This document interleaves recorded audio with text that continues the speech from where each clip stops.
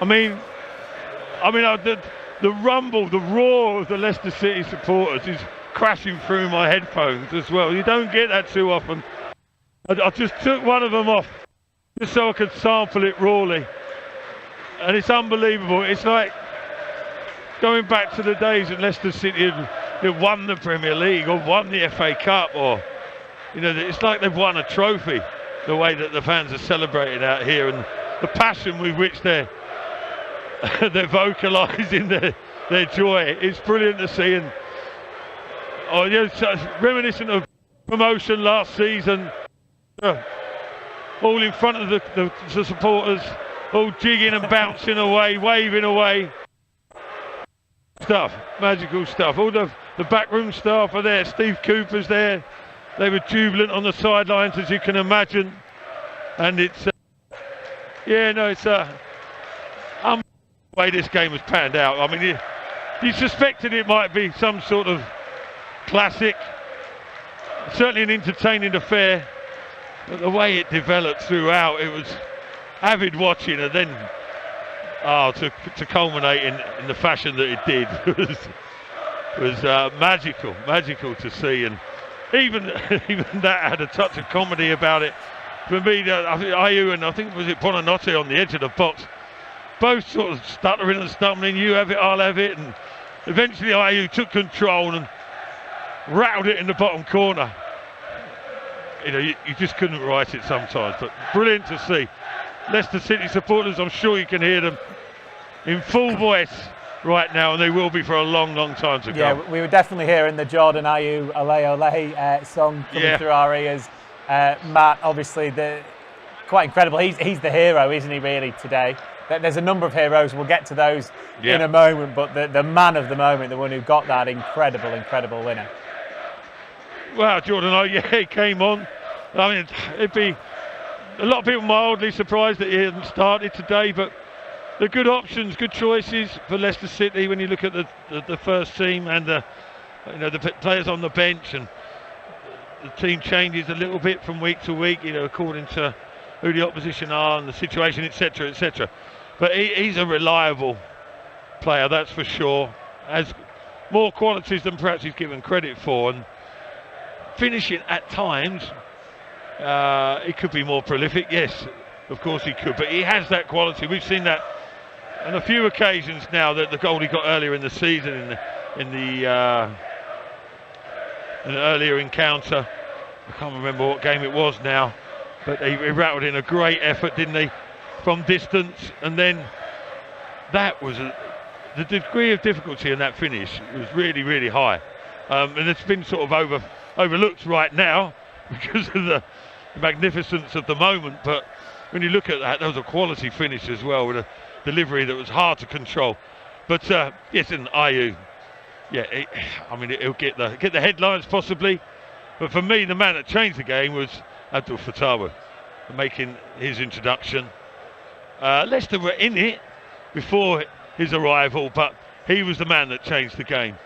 And that resilience that Leicester City have shown regularly throughout this opening part of the season was at the fore again, wasn't it? And who's going to begrudge them that? What a wonderful moment to savour for everyone concerned with Leicester City. Yeah, quite incredible.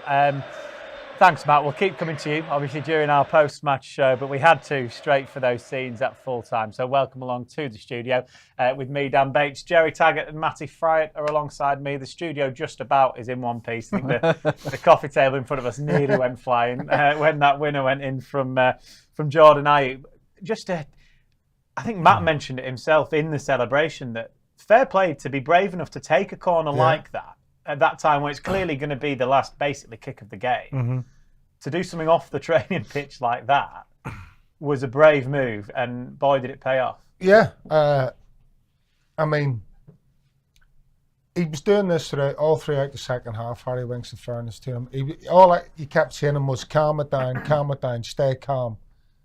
And he was the one player that you would think, had that vision and that confidence to be able to say, you know what, everybody's packed inside or on the edge of the 6-yard box. are just outside it. And Jordan Ayew, obviously, nobody near him.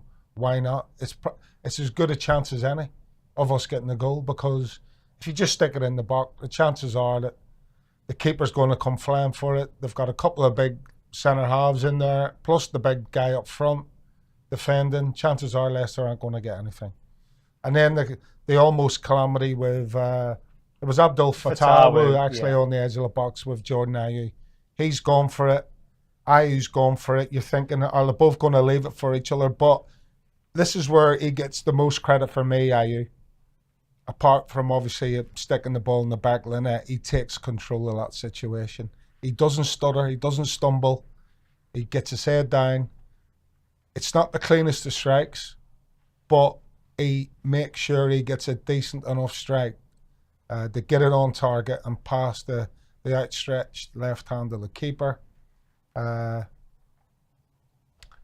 mean, just incredible, incredible scenes. Help him out, Matty. It really is. I always said about that, the next goal was going to be vital. It went Leicester's way. The manager deserves massive credit. Decided to bring Harry Winks on at half-time. Wasn't going Leicester's way in the first half. He comes on. He's involved with the third goal with the innovative free kick corner. Ayew, he comes on. And the game changer was Fattah. Decided to mix things up. Christensen off. Bring Fattah onto the right. And they couldn't cope with him. Couldn't cope with him last season. Couldn't cope with him today. But the manager deserves a lot of credit. It wasn't quite working for Leicester. They got that first goal back, and then there was only one team. Sending off was the right decision, but that changed things. And you're just thinking, if it was one team going to win, it's going to be Leicester, and it came right at the death. But all three were involved with that corner. Winks taking it, Fattah trying to get in the way of it, and then Ayew finishing it as well. So, I mean, from sort of the depth, we talked about this complete performance and building. First half was poor, but then second half to show the team spirit, the resilience, and keep going and turned a result from nowhere. It looked dead and buried, but they got that first goal and then went on in it. And Southampton were, out on the knees. From that result, they could be dead and buried. They looked, and then you contrast into how Leicester, the celebrations at the end and the way to win it. It just that's the beauty of football. I think it was a game where both sets of substitutions changed the game. 100%. So, as much as Leicester's substitutes changed it in Leicester's favour, I think so did Southampton's. Helped Leicester on their way, especially with Ryan Fraser and the penalty. Obviously, Ryan Fraser coming on for Fattah skins him down the line. Buonanotte gets the first goal. Similar thing with Ryan Fraser, the ball comes in the box. Jimmy Vardy's getting there, by the way. He's definitely getting there and sticking that ball all home. He gets a red card. So yeah, you could say that. The other thing you could say, Dan, is you called it at half-time. You actually said we're going to win this game 3-2. No one else believed you in that office. Maybe no, nobody believed that it was going to be 3-2. So I think one of the other guys was saying 4-3, 4-3. They might win it 4-3. But I mean, that's two games where at St Mary's, where Leicester have gone to St Mary's, and the results have just been incredible. I.e. the 9-0, and again today, you just don't see that often in football. And especially with Leicester City, just incredible scenes, an incredible way to finish a game of football. Yeah, it's one of those away days. I guess, Matt, I can come to you. Worth the strife of getting to St Mary's and all the problems you had with the parking for that moment in particular, and for the away fans, I'm sure they have similar tales. Getting down to the South Coast, getting back, it's all worth it for moments like that. It'll be talked about in a decade to come. Oh, do you remember that Southampton away, the Ayew goal from the corner? This is what football's all about. I'm even looking forward to the 4-hour jaunt back, basically. I'm going to be smiling away, whistling away to myself in a happy, dreamy mood. But never mind me. But I'm literally just saying that to myself, Dan, what you're saying about the supporters. They're lucky enough to be here, and they're just drifting away now, the vast majority of them. But over the last 5-10 minutes or so, they've been singing their absolute hearts out. And it's echoing and bellowing across the St Mary's. It's sort of magnified by the roof, which is helping the sound of it as well. And it's brilliant to win this, really, because you just see that sheer joy and elation and passion there, and mixed ages, people from all different walks of life, eras and stuff, but absolutely singing their hearts out, and it's a moment to savour for them. I mean, that's what it's literally all about, really, from a supporter's point of view. I think, particularly a travelling away supporters, there's that sort of extra edge about them as individuals a little bit, really. They've got that deep passion to travel the width and breadth of the country to follow their team. It's a massive part of their life, and how the result goes and the performance affects them really. And then when they witness something like that today, it was I've got people coming up to me, patting me on the back like I was playing out there today. They're brilliant, Matt, today. Wonderful, magnificent. Everyone's absolutely buzzing. I know there's a flip side to that. Obviously, there's the Southampton supporters, but we're of Leicester orientation, and just brilliant to see. Brilliant to see people of all sorts of ages and, like I say, backgrounds and etc. Sheer elation, and you don't see. Sometimes it happens at the King Power too often for everyone's liking. When the away team come and they're celebrating like mad, aren't they? This is like that, like the away teams when they come, they make the most of it, they're vocal, they enjoy the occasion, and every now and then they get the result, like Leicester have today, but it's almost like ×3.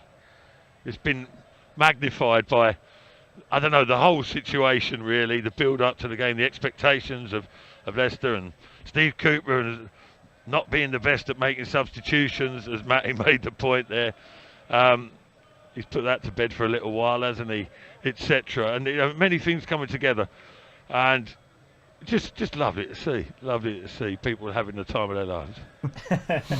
Which, as we've said, Jerry, is what football's all about. It's a mood changer, isn't it? Absolutely. Well, yeah, people build their lives around going to watch a game, and a result on a Saturday afternoon can make or break your weekend. It's as simple as that. So yeah, for moments like this, especially, you'd like to think that all the heartache and pain and the stress of getting to these games, was worth it when you see something like that unfold in front of you. I mean, let's face it, Leicester City have won a game they had no right to win, and it does happen, but it doesn't happen very often. After that first half, realistically, you're thinking there's no way back, even though you could see that Southampton weren't the tightest of units at the back, but I mean, still just incredible. And they do it with literally the last kick of the game, or the last 15 seconds of the game, whatever it was. It just makes it all that little bit sweeter. Some stats from Opta Joe on social media. They're always great. They're always quick with their stats. Jordan Ayew's 98th minute goal is Leicester's latest winner on record, so from 2006-07 season onwards, in a Premier League game, that is, of course. Meanwhile, it's the first time they've ever won a Premier League game away from home in which they trailed by 2 or more goals. Says it all. Says it all. That's what I'm saying. We've been watching, or I've been watching Leicester for a good, 8, 9, 10 years or whatever now, on a regular basis. And I've never seen anything like this. I mean, this is just incredible. And so late on, 98th minute. Yeah. I mean, it just doesn't happen, does Almost makes you wish you'd made the trip down to the or would we not maybe go that far? Well, no, listen, I think, like Matt, when you see an end of a game like that, and your team's coming out on the right side, it takes all that bitterness and stress that just to get there. That just all dissipates at the end of the day. I mean, it's just incredible. There's not a lot more. You're better off just reading out a shed more stats for everybody, because I mean, on that though, on the win, in all seriousness, that builds team spirit. that those celebrations at the end, it's not only the supporters, the players, even the management, that things can work, we can turn it around, and then they can build from that. Because, like say, at half-time, could have looked at Leicester finding it a bit difficult, 2-0 down, and then to bounce back, that's 2 wins on the bounce. Yeah. Then you've got a home game coming up, and the belief that grows from that, and that togetherness. And we mentioned Buonanotte in terms of his travelling. Is he going to be fatigued? He was the one who kept on probing, kept on wanting to get on it. Well, he almost scored in the 96th minute, didn't he? He put one just wide. But he kept on doing it, getting on the ball, making things happen. And even when it wasn't quite going Leicester's way the first half, he was the one that was driving it. Fatawu made a massive difference. What you want a substitute to do is impact the game. He certainly did that. But Buonanotte throughout, even the first half, he was the one probing. And for a young lad to go and do that and put his influence on the game, just speaks volumes. Got a really talented player in Buonanotte. Yeah, well, Matt, I mean, there are definitely a lot of contenders, I think, for the man of the match, the player of the match for you, obviously, watching it on co-commentary duty. Is there anyone in particular that does stand out to you? Buonanotte was fantastic, wasn't he? Fatawu, though, he might take some topping. Yeah.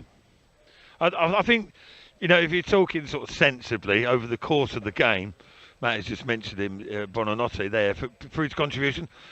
Lost it loosely in a couple of dangerous areas at the start of the second half.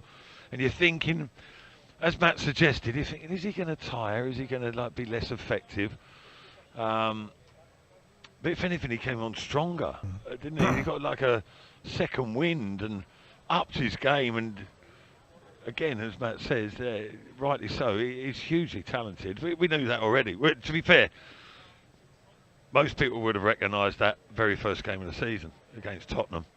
He was the one shining light in the first half, sort of dragged Leicester into the game, or they all dragged themselves back into that game. But he's shown some, real glimpses of quality. Struggles. It's not his natural game to worry about the defensive side of play, is it? But then when he gets put on that right-hand side, and is it a coincidence or not, that a lot of Leicester's problems come down that side? Now, there's no glaring deficiency from him, but it's tough. It's not his natural way. But counter that with his ability. There's a place for him in this team, without a doubt, isn't there? I thought Canusa looked, I'm not considering him for man of the match, but I thought he looked a lot more at it than he has done. Looked sharper, stronger, more alert. Good strike in the first half, wasn't it? But if you're going to pick me, the person who made the biggest difference overall, even for that short period of time, and again, it sounds like I'm in total agreement with Matty all the time today, but Fatawu, he changed the course of the game. Changed the course of the game. I said in the commentary, sometimes it sounds a bit simplistic. When someone's on fire like that, just give them the ball. Leicester were actually frustrating me. I mean, obviously they did the job better than I was trying to sort of account for. But they were popping it around. I'm like, just give it, Abdul, give it. He's got them on toast literally every time. And they were a little bit slow in getting it to him. Once it did, Southampton sometimes had numbers. He just clipped it into the area. Even that was quite dangerous from him today, but he had an extra couple of yards of spring and pace in him today. I don't know where he's developed that from. I mean, he's always been pretty lively, but he had a point to prove. It looked like to me he had a point to prove, and boy, did he do that. Yeah, I mean, earlier in the season, Steffi Mavididi probably would have thought to himself, Jerry, I've got a point to prove. I'm not playing. Suddenly, he had brilliant performances off the bench. I can't remember off the top of my head. It might have been Villa, and then he started the next game at Palace, scored, didn't he? And then scored again the week after. Maybe with Abdul Fatawu, we could see that, as Matt has said there. He feels he's got a point to prove. Yeah. He's certainly proved it today. I think, it's been a bit of a struggle for all the players at one stage or another throughout this season, and I think that's going to be a continuing factor in this season. Steffi Mavididi, not at his best today. Abdul Fatawu had struggled in one of the earlier games, found himself on the bench for the last couple. I can't remember which game it was, but he comes on today and goes bang. And I think you're going to see that throughout the season, where the rotation of these young and experienced players purely based on that, because they are going to dip in and out of form. But the one thing you can't take away from whichever one of those it is who doesn't start or comes off the bench is that when they are on it, they're a match and they can compete at any level in this league. You know, they can cause problems for almost any team. It's about getting the balance right between high low can you allow yourself to go, and high can you keep that your levels at for, you know, a certain period of time during a game.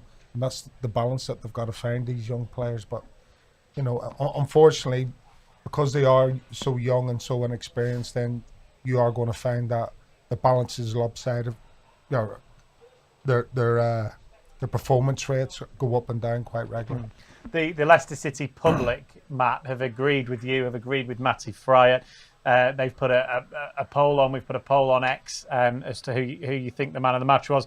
Fatawu gets 58% of the vote. The next nearest was Buonanotte with 24%. So clearly, they've seen what you've seen, and he was instrumental in everything Leicester did in that second half. And you forget he hit the bar with what would have been an absolute worldie as well in that second half.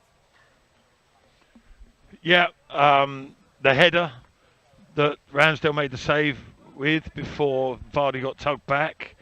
There, the opening goal that he created, the chance there for Buonanotte, hit the post, hit the bar. Sorry, like you said, that was a wonder strike. That was reminiscent of his goal against Bournemouth in the FA Cup, wasn't it? And against Southampton at home in the Southampton at home as well. Yeah. Listen, I've criticised him. I mentioned it in sort of how many efforts he has at goal. He needs to increase the ratio where it's the target, never mind scores. But he has that potential. It's not like he's incapable of it. He must frustrate himself, you know. But he practiced that in training. That's his forte almost, isn't it? Cut inside. It doesn't matter. People know he's going inside. They can't stop him half the time unless they double and treble up. But he was just absolutely on fire today. And there was another run when the defenders, they sort of overcooked it a bit and tried to force him in.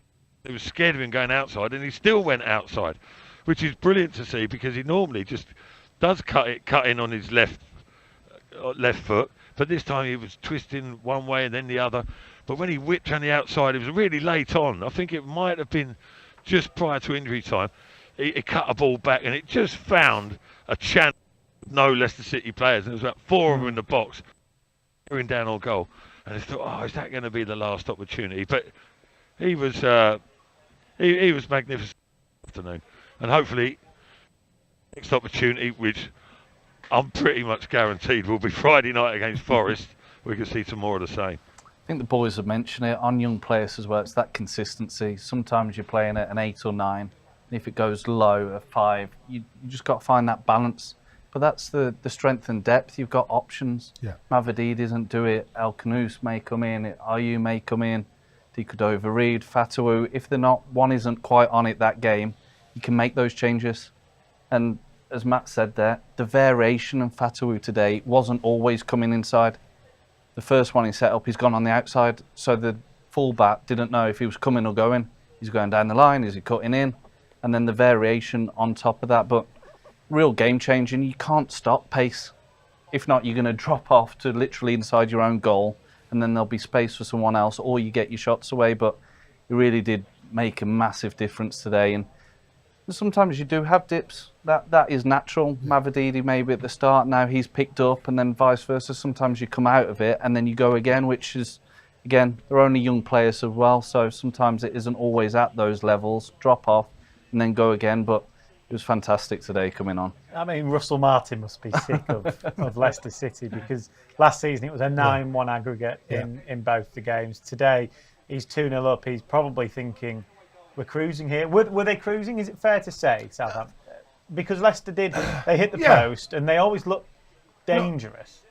Yeah, exactly. So you wouldn't say no, they were cruising.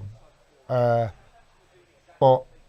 they basically have their total goal scoring for the season in that first half. They'd only scored a 4 all season, and they got 2 in that first half. So you're thinking, you know, okay, we're on our way. How do we manage the second half? And as Matty said, I think you got to give the manager credit for bringing Harry Winks on at the beginning of that second half, because he brought proper control. Yeah, how big was that substitute? Massive. Proper control, proper calmness. He just calmed everything down, because it was very erratic in the first half. And you're thinking, can he get into positions where he can get his head up and start picking passes? And that's exactly what happened. And Harry Winks just let all the madness unfold in front of him. But he was the calming influence on the ball and waiting for people to get into positions or find a bit of space so then he could pick those passes. And then it's a case of going, right, I've done my bit, on you go. And then with the addition of the other substitution, Fatawu, Ayew, then obviously Fatawu, obviously the pick of the bunch. Then he went and did his bit. I guess, Matt, when you think about the last away trips that Leicester had, they'd gone to Palace, they were 2-0 up. They conceded so very late that equaliser there was in stoppage time. They'd been to the Emirates, they brought it back brilliantly to 2-2, held on for so long, conceded deep into stoppage time. So today then to do it the other way must feel so sweet for Steve Cooper and the group, and every single one of those Leicester fans that had been to all 3 of those games. Yeah, just for answer that question, Bates, I've just thought another man of the match contender, Dick O'Doveree, for those sliced missed kicks, which are... I thought you'd get that in. Has he been practicing them? Yeah, it's got to put him up there in the rankings, that has, hasn't it? A massive contribution. Expertly done. Steve Cooper's pulled a wonder stroke there, hasn't he? But I wonder if he told him to go on it. What I wanted to do is mid-kick it properly and feed it out wide to Fatawu. Anyway, right. The performances. What do you make of it? I don't know, Danny, because there's no sort of... if you look at it one way, you can say there is consistency in terms of... The inconsistency? Yeah, well, yeah, partially tagged, yeah. Like, you never know quite what's going to happen from one game to another in terms of like the general pattern of it. Never mind the score lines, etc. But at the same time, there is a common theme. It's that Leicester don't go away. Like they just hang in there, and then they niggle away at teams, or they find a way, or they, is that good management as well. Like from the off, Steve Cooper said that he'd like to start games with a bit more control, and perhaps they'll develop that over time, and the confidence grows, etc. There's lots of factors around that, but then you could say it's good management in terms of, okay, it hasn't worked as well as we'd like first half, and make adjustments, or whether it's on field, not even necessarily personnel wise, but Leicester scrap their way into games, or work their way into games, don't they? They're quite regularly down at half time or go behind, and they get, I wouldn't say it's much stronger. They do get better as the game goes on for a bit, and they get themselves on level terms maybe, but sometimes that win has eluded them. So there's a whole melting pot of types of games and results. But I think that Leicester are really sort of like persistent, aren't they? And I can't think. It's a bit of a conundrum, Matthew. Well, they are a conundrum, yeah, but they hang in there. Yeah, they do. They niggle away at teams. You can't shake them off, and that's a great quality to have. Like we've been fortunate enough to meet Steve Cooper a couple of occasions, and he said to us, without giving away too much, he hasn't gone into massive detail, but he said, listen, there's nothing wrong with having a bit of fight and scrap and edge about you a little bit as a team, which is something, I wouldn't say it's a dying art, but there's more emphasis on other aspects of football these days. And he's like, listen, they're all well and good and they're all useful, but also you've got to have that desire, togetherness and scrapping and the basics. And let's just show that hell of a lot, even up to this early part of the season. And look where they are now with Well, listen, I'm getting carried away saying sitting pretty, but I mean relatively healthy, isn't it? All things considered at this stage of the season. It is. Thank you very much, Matt, for your company this afternoon. We'll let you head off on that long journey back up north, where you'll be whistling the whole way up, as you said. Final points quickly from the both of you before we do go. Matt makes a good point there. Leicester up to 13th now with that. There are 9 points. Ipswich down on 4, Palace 3, Wolves 1, Southampton 1. Just that extra 2 points, that win, that's going to send Leicester now 6 points in the last 2 games. Win-win, into Forest, into Ipswich after that, bouncing. Every point, every game, especially when you're down there, is massive. And it will continue to be that for the foreseeable future. So when you come out the back end of a game winning it in the way you did, then you enjoy it as much as you can, and you lap it in as much as you can, because for one day, and then you go again because there's another tough ass just round the corner. But that is football. Lovely. Thank you very much, Jerry. Thank you, Matty. We've got plenty more coming your way, of course, here on Fox's Hub over the coming week. It's less than a week, isn't it, till that big game with Nottingham Forest, which Leicester, off the back of 2 wins, will be bouncing into. It's Friday night football here at King Power Stadium. Kickoff is at 8, so we'll be live from 7 p.m. for that one. That is followed by the Carabao Cup, chance to make the quarter-finals of that competition. Just a small matter of Old Trafford and Manchester United for that. That's a 7:45 kickoff.